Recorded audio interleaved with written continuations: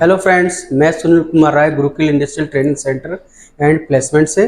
आज की वीडियो में आपको बताएंगे कि वीएमसी मशीन पर कॉर्नर ऑफसेट कैसे लेते हैं। ठीक है, कॉर्नर ऑफसेट लेने से पहले सबसे पहले हमने क्या करना होता है कि मशीन को मोड सिलेक्शन स्विच को जेडआरटी पे करते हैं। ठीक है, जेडआरटी मतलब तो है जीरो रिटर्न। ठीक है, बहुत सा मशीन में जेडआरटी की जगह आरईएफ दिया होता है। ठीक है, या आपको मिलेगा होम या मिलेगा आपका ZRN। ठीक है, या फिर मिलेगा आपका ZRT। ठीक है, जो भी कंपनी बीएमसी मशीन बनाती है तो इन चारों में से कोई एक ऑप्शन देती है। काम चारों का एक ही होता है कि मशीन को 0-0 करना। ठीक है, तो कभी भी आप मशीन चलाएं तो इसको ध्यान रखें कि अगर ZRT देता है तब भी मशीन 0 पोजीशन पे जाएगी, अगर RF देता है तो मशीन रेफरेंस पॉइंट पे जाएगी। यानी कि चारों का काम होता है कि मशीन को 0-0 कराना। ठीक है, हमने क्या करना है, ZRT पे किया। ठीक है, ZRT पे करने के बाद सबसे पहले Z+ के बटन को प्रेस करते हैं। ठीक है, Z+ के बटन को प्रेस इसलिए करते हैं कि सबसे पहले टूल जो हमारा है वो Z में होता है। ठीक है, और वो पहले ही ऊपर चला जाए, मतलब जो है रेफरेंस हो जाए Z। ठीक है, जिससे कि अगर हम इसके अलावा X या Y में रेफरेंस करते हैं तो हो सकता है कि हमारा टूल नीचे हो और टकरा जाए। ठीक है, पीस से हो सकता है या बेड में। ठीक है, तो इसलिए जो है सबसे पहले हम Z को रेफरेंस कराते हैं। Z के बटन को प्रेस करेंगे तो Z में 0 हो जाएगा। ठीक है, उसके बाद X+ फिर Y+। ठीक है, जिससे क्या होगा, मशीन हमारी होम पोजीशन पर चली जाती है। ठीक है, होम पोजीशन पर जब चली जाती है इसके बाद मशीन पर देखते हैं कि हमारे मशीन पर कौन सा पीस बंधा है। ठीक है, कौन सा पीस बंधा है और कौन सा फिक्चर है। ठीक है, उसके अकॉर्डिंग हमने देखना होता है कि जो फिक्चर उस पर बंधा हुआ है वो हमारा जो पीस बनाना है उसका अनुसार है या नहीं है। अगर नहीं है तो फिर उस फिक्चर को हम खोलकर हटा देते हैं। ठीक है, अब नए कंपोनेंट के अनुसार जो भी हमारा नया कंपोनेंट बनाना है मशीन में, ठीक है, उसके अनुसार नया फिक्चर सिलेक्ट करते हैं। ठीक है, सिलेक्ट करने से पहले बेड को एयर प्रेशर या ब्रश के माध्यम से अच्छी तरह से साफ कर लेते हैं। ध्यान रखें, साफ जब करें तो उसमें चिप्स ना फंसा हो। ठीक है, जो कि हमारे जब भी फिक्चर बांधे तो सही तरीके से हमारा फिक्चर सेट हो सके। ठीक है, इसके बाद हमने जो है नया सिलेक्ट करते हैं फिक्चर, उससे जो है बेड पर बांधते हैं। ठीक है, और जो भी कंपोनेंट हमें बनाना है उस कंपोनेंट को उस फिक्चर में पकड़ते हैं। ठीक है, पकड़ते हैं और अब टूल को ऑफसेट लेने के लिए, अब मतलब जो भी हमने पीस बनाना है उसके लिए जो भी टूल हमें चलाना है, ठीक है, जो भी टूल हमें चलाना है उस टूल को सामने लाएंगे। ठीक है, सामने लाने के लिए जैसे अगर मान लो वो टूल हमारे स्पेंडल में नहीं है, ठीक है, तो हमने क्या करना है कि उस टूल नंबर को देखना है कि कौन सा टूल हमारा जो है मैगजीन में है। ठीक है, जैसे कि हमें 5 नंबर टूल को लेके आना है तो उसके लिए हमें क्या करना है कि मोड सिलेक्शन स्विच को MDI पे करेंगे। ठीक है, MDI पे करने के बाद हमने टाइप करना है T05, यानी कि हमें टूल नंबर 5 को लेके आना है और M06। ठीक है, M06 एंड द ब्लॉक और साइकिल स्टार्ट।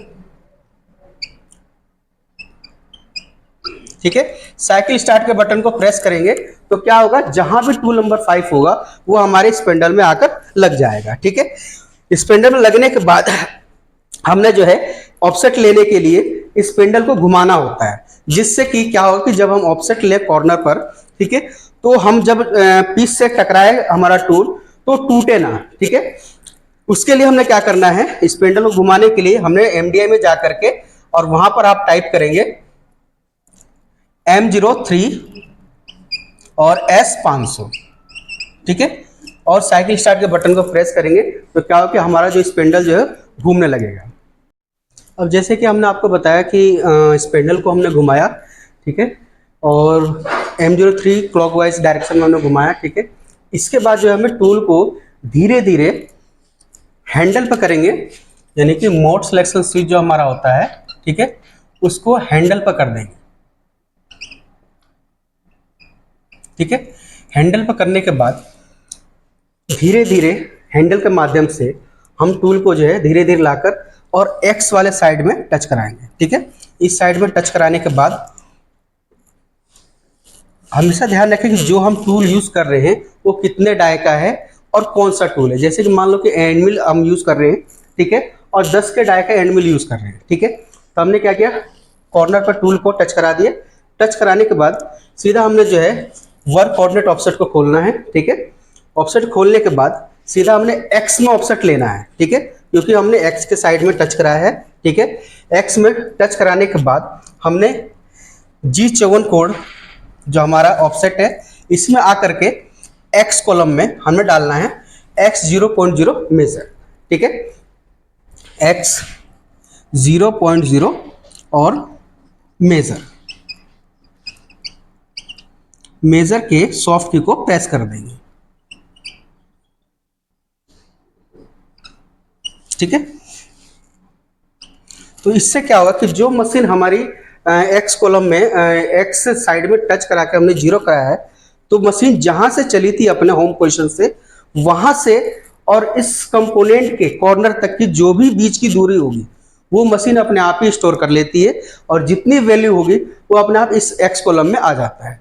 जैसे कि मशीन आपकी 300 या 400 एम दूरी से आई है, वो दूरी आपके इस एक्स कॉलम में आ जाएगी। जैसे कि मान लो 300 में आने के बाद जो है इसको 0 कराया गया है, ठीक है, तो वो वैल्यू आपके एक्स कॉलम में आ जाएगी जैसे ही हम मेजर करेंगे, ठीक है। इसके बाद इसी टूल को हमने ऊपर उठाना है, ऊपर उठा करके वाई, अब जैसे कि हमने इसी टूल को ऊपर उठा करके इस साइड में टच करा दिया, ठीक।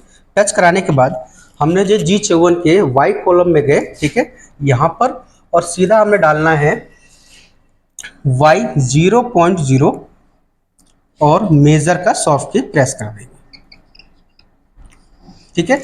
मेजर के सॉफ्ट की को प्रेस करेंगे तो जो भी इसकी वैल्यू होम पोजीशन से होगी वो वैल्यू अपने आप ही स्टोर कर लेगी, और यहाँ पे वो वैल्यू आपका जो है आ जाएगा।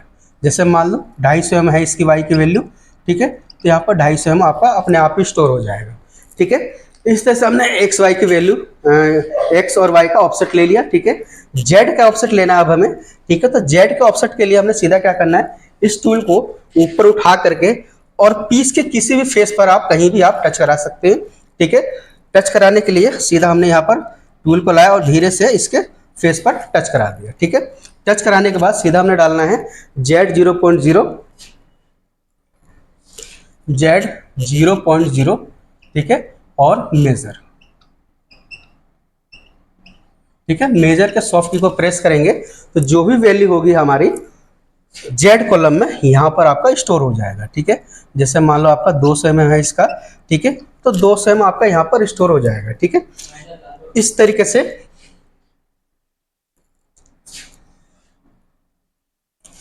ठीक है, इस तरह से हमने जो है जेड 0.0 कर लिया, ठीक है। इस तरह से आपका जो है ऑफसेट दोनों साइड से एक्स और वाई का ले लिया और जेड का ऑफसेट ले लिया, ठीक है। अब इसके बाद जब भी हम प्रोग्राम बनाते हैं मशीन में, हम मैनुअल जब भी प्रोग्राम बनाएंगे तो क्या होगा, इस ऑफसेट की वजह से हमारा जो प्रोग्राम बनेगा वो इस साइड से अगर एक्स में आप इधर चलेंगे तो माइनस में चलेगी मशीन, और इधर चलेंगे तो प्लस में, ठीक है। इधर आपकी प्लस में चलेगी मशीन और इधर माइनस में। इसी तरह से वाई में इससे अगर इधर रहेंगे तो माइनस में रहेगी, और इससे इधर रहेंगे तो प्लस में चलेगी। और ये एब्सोल्यूट में ऐसा होगा, ठीक है। जब अगर हम एब्सोल्यूट में प्रोग्राम बना रहे हैं तब ऐसा होगा कि प्लस में प्रोग्राम बनेगा जब हम कॉर्नर का ऑफसेट लेते हैं, ठीक है। तो इस तरह से हमने आपको बता दिया। और प्रोग्राम में जब भी हम बनाएंगे प्रोग्राम तो यही कोड जो है हमें प्रोग्राम में डालना होता है, जिससे मशीन को पता चल जाता है कि मेरा ऑफसेट जो है G54 कोऑर्डिनेट में पड़ा हुआ है, ठीक है। तो इस तरीके से वो मशीन वहां से रीड कर लेती है। Okay, thank you.